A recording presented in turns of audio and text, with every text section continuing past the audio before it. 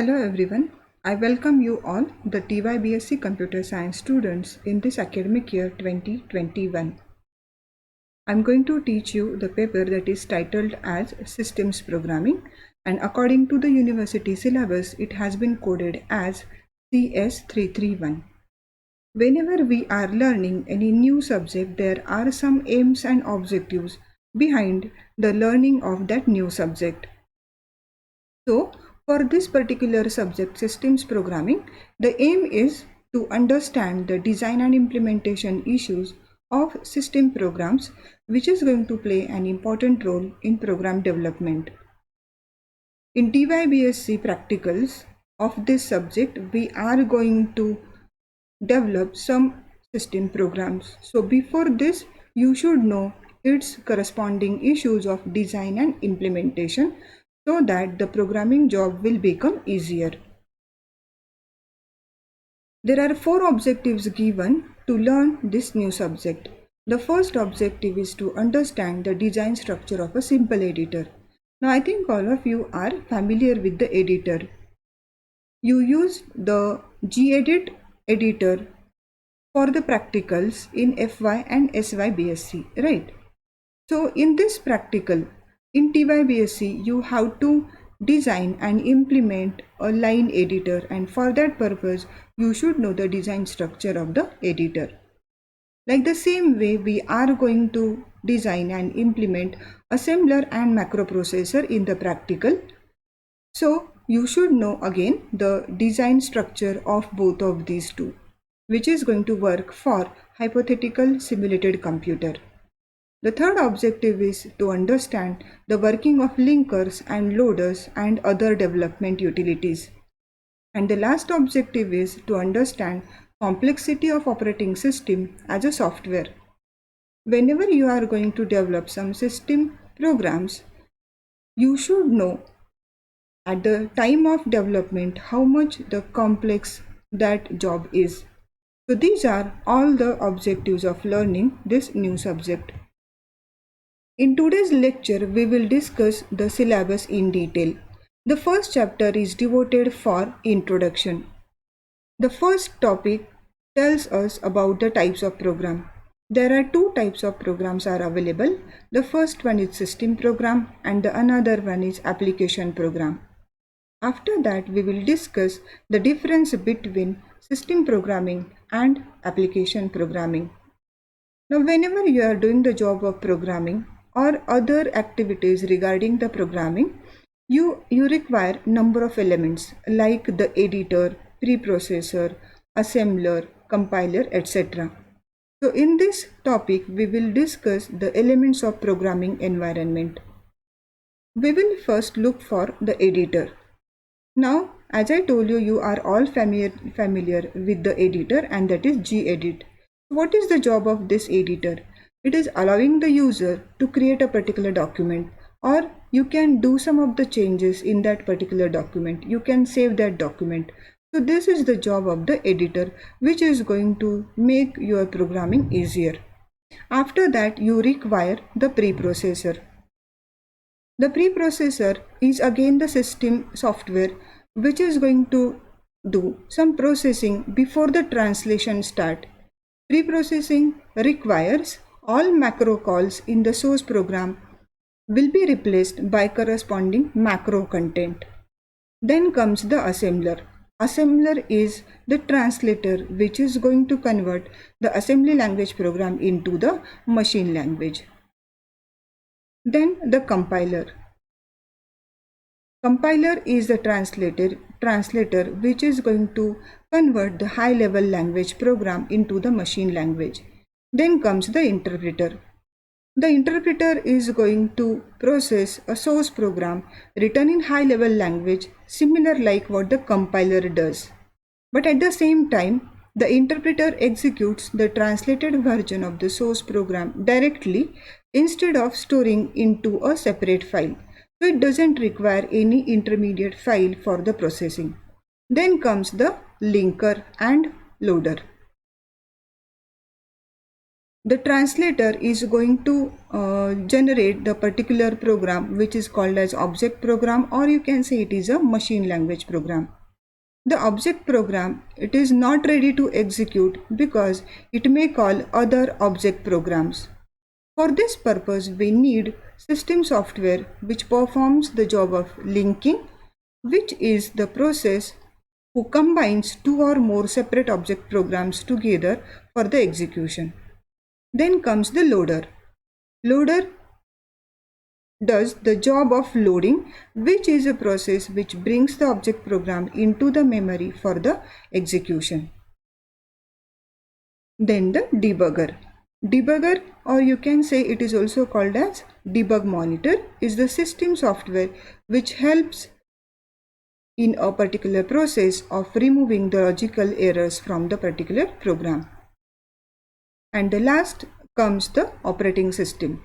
Operating system is an interface between the user and the computer. If you want to do some job by using computer, so operating system will become an interface through which you are going to communicate with the particular computer. The particular topic, that is device driver, it is a program which is going to control the particular type of device which is attached to your computer. There are different device drivers are available, like for printers, displays and CD-ROM, etc. Then comes the simulation. Simulation of a simple computer. So what do you mean by a simulation? Here in the simulation we are going to develop a working model or the prototype which is going to behave like a real model. So I think you have studied the concept of prototype in the software engineering. Like the same way it is going to work. Here we are going to simulate the simple computer, which is called as the hypothetical computer also. For example, for the flight simulation, which is going to be used for the training the pilots. Whenever we are going to simulate the computer, so obviously the memory will be restricted.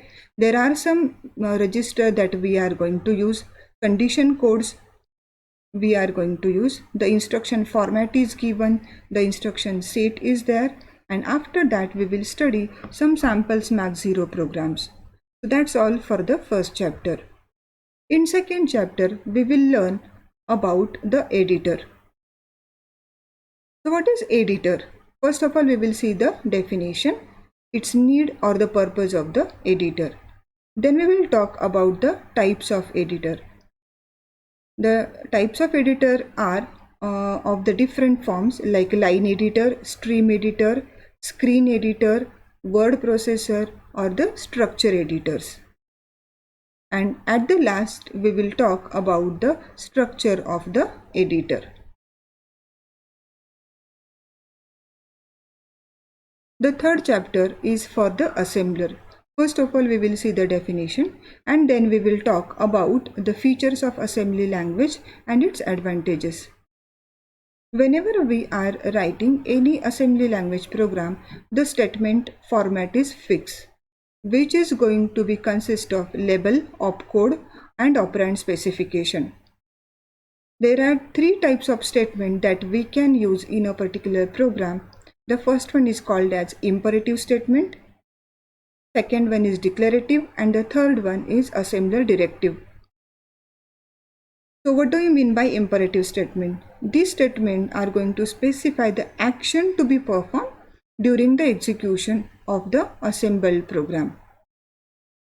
Then the declarative statement, as the name itself indicates, these statements are going to be used to declare the variables and the constant.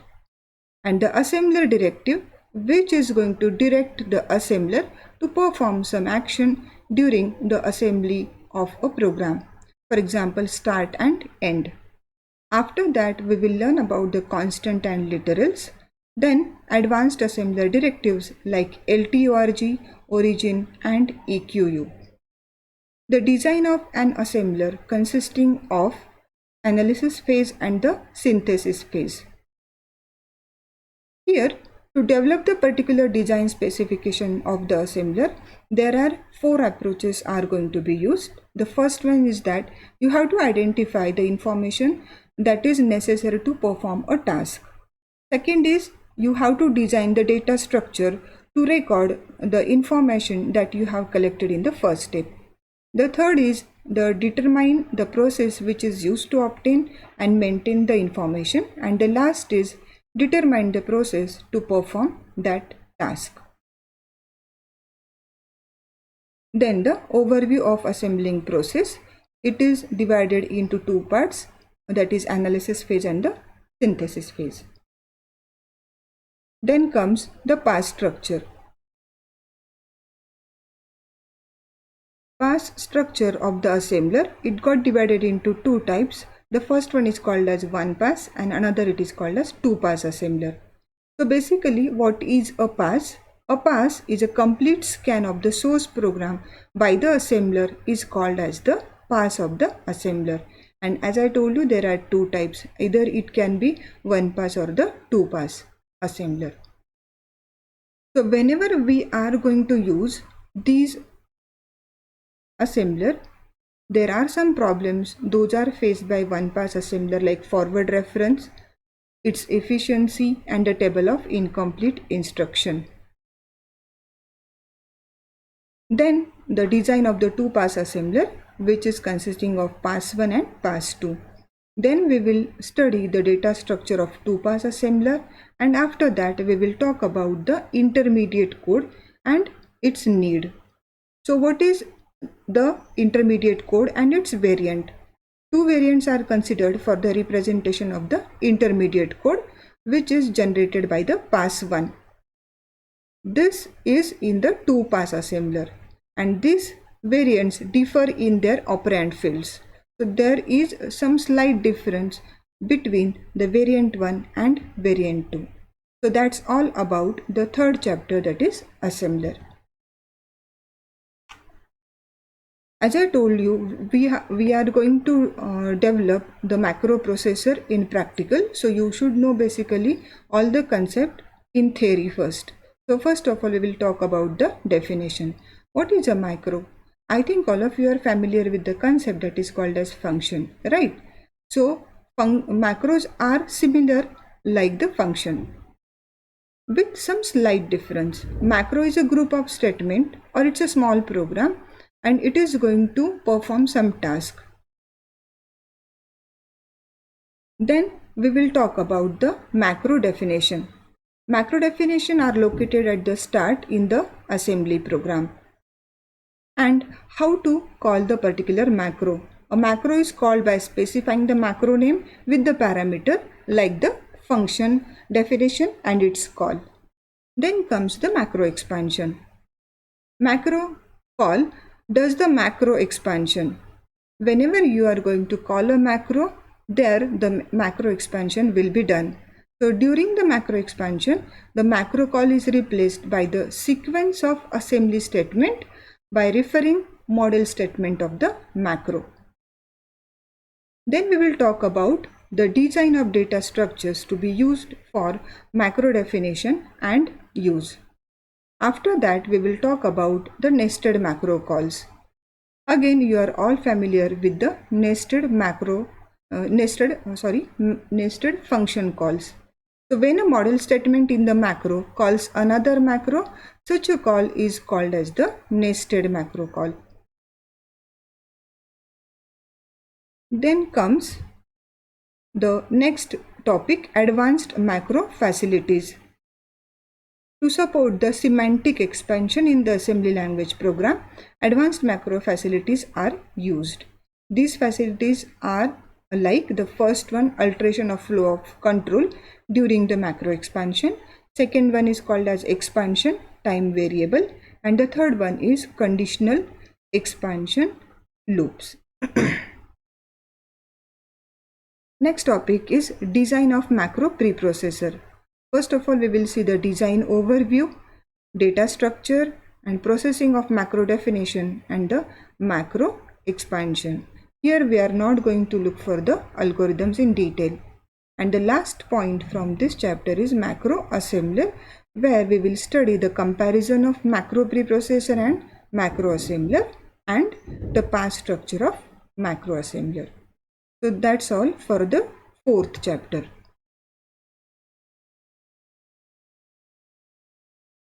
The fifth chapter is given for the compiler design options. First of all, we will look for the interpreter and its use. So what is an interpreter? It is a language processor that bridges an execution gap without generating a machine language program. After that, we will study the comparison with compiler, the overview of the interpretation process, and pure and impure interpreter. Then we will talk about the P-code compiler, which is sometimes also called as the bytecode compiler.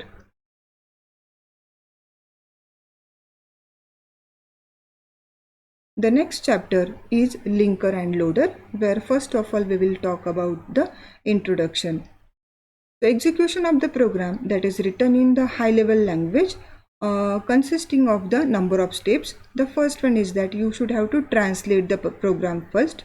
Then you must have to link it. So linking the program with other programs that are needed for its execution. Then the relocation.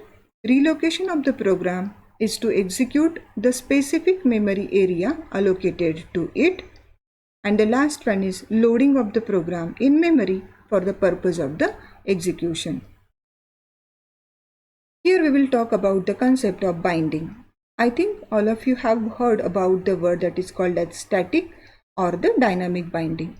So what is binding first? Binding is the association of an attribute of a program entity with a value. If the binding that is done before the execution of the program begins, then it is called as static binding. And if the binding is performed after the execution of a program has begun, it's called as the dynamic binding. Then we will talk about the translated, linked and load time addresses and its definitions. Then comes the relocation and linking concept, which consists of program relocation, performing relocation, public and external references, linking, binary program and the object module. Next comes the relocatability, which consists of three types of program. So we can classify programs depending on the manner in which a program can be modified or can modify itself to execute from the given load origin. So there are three categories. The first one is non-relocatable, second one is called as relocatable, and the third one is called as self-relocating programs. Here we are not going to see the algorithms in detail. Then the next is linking for overlays. And after that we will study the object file formats. I think all of you are familiar with the file that is called as a.out. Likewise, there are different object file formats are available like ELF, COF, EXE, PE and COM that we will study in detail. Next chapter is for debuggers and development utilities. So basically what is debugging? Debugging means locating and then removing the bugs. Bugs means the faults or the error in the particular program. And its corresponding capabilities we will talk about.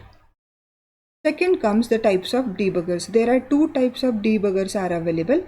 Either it can be visual or it can be the console one. We are going to have the case study of DDD, which is the visual debugger, and GTB, it is a console debugger.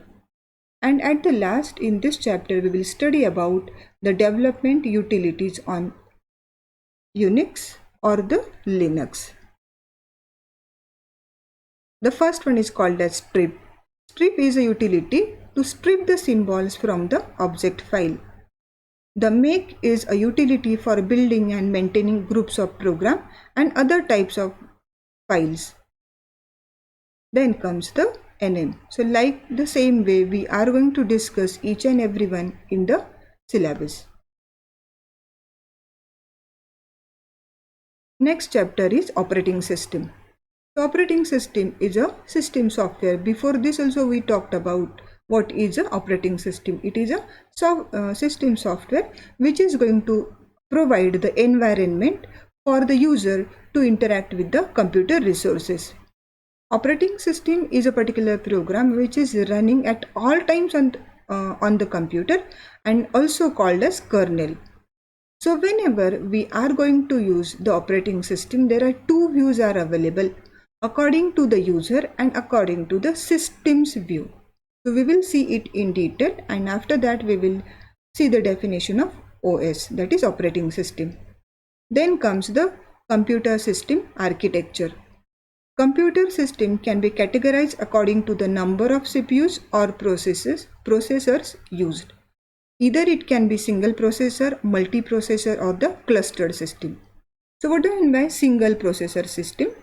In this type of computer system, there is only one main CPU capable of executing general purpose instruction from the user process.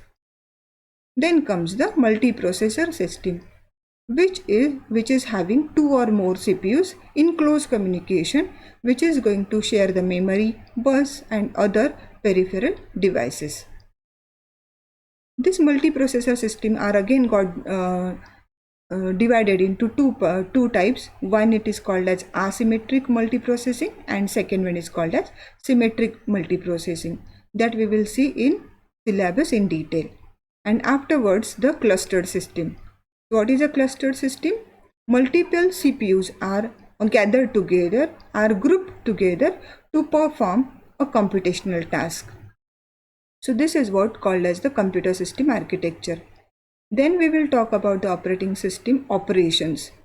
Your particular machine can work into the two modes or dual mode. The first mode is called as user mode and another it is called as the kernel mode. When the system is executing user instruction, then the system is in the user mode. If the particular user executes any system call to get the operating system service, the system is transited from the user to the kernel mode. So these are the two modes that the particular user can use. Then comes the timer. Timer can be used to interrupt the computer after specified time period. So that particular time period can be fixed like 1 millisecond, or it can variable from 1 millisecond to 1024 milliseconds. So that's all about the operating system operation. Then the operating system is going to provide one service that is called as the process management. Whenever a particular program is in the execution state, then it is called as the process. So every process needs some computing resources like CPU, memory, storage, and I/O devices to complete the particular task. These resources are allocated by a process when it is created or may be allocated at the runtime of the process. So all these activities will be done by the operating system. Then comes the memory management. As I told you, whenever a particular program is in the execution state, it becomes a process. So regarding that, it requires some memory. So that memory management job will be done by the operating system. Then comes the storage management, where we will talk about the file system management, mass storage management, caching, and I/O systems. Then the most important part is called as protection and security. In multi-user or the multiprocessing environment, many users execute their process concurrently. So the system must have some mechanism so that it is going to provide the security that no other user is going to access your data. So it should have some mechanism to protect and to provide the security for the user's data. Then comes the distributed system. And at the last, we will talk about some special purpose system like real-time embedded systems, multimedia system, and handheld system. And at the last, we will talk about computer environment. It can be traditional computing, or client server computing or the peer-to-peer computing. And the last chapter is devoted for the system structure. So first of all, we will talk about the operating system services, then user operating system interface. There are two main fundamental approaches: command line interface or the graphical user interface. We will see it in detail at the time of the chapter. Then comes the system call. User can get a service from the operating system by invoking the system calls. System calls, these are the routines or the functions which are written in assembly or C, or it can be in C++ language. There are different types of system calls are available, like related to the process, related to the file, for the device, for the information maintenance, and for communication and the protection. And here comes the list of your reference book. For the first chapter, you are going to refer the second book, that is System Software, An Introduction to Systems Programming by Leland Beck. For the second, third, fourth, fifth and seventh chapter, you are going to use the reference book Systems Programming and Operating System by D.M. Dhamdere. So for this, it is very important. The third book that you are going to refer for the chapter 6, that is Linkers and Loaders by John R. Levin.